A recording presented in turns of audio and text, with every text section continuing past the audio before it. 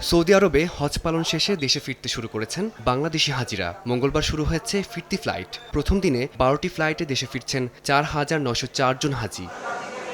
হজ পালন শেষে ভোগান্তি ছাড়া নির্বিঘ্নে দেশে ফিরতে পেরে সন্তোষ প্রকাশ করেন হাজিরা। আল্লাহর কাছে শুকরিয়া আদায় করতেছি যে আমরা চলে এসেছি আজকে প্রথম ফ্লাইটে। মন তৃপ্তি করে আমাদের হজ কাজগুলো সম্পূর্ণ করতে পারছি ইনশাআল্লাহ।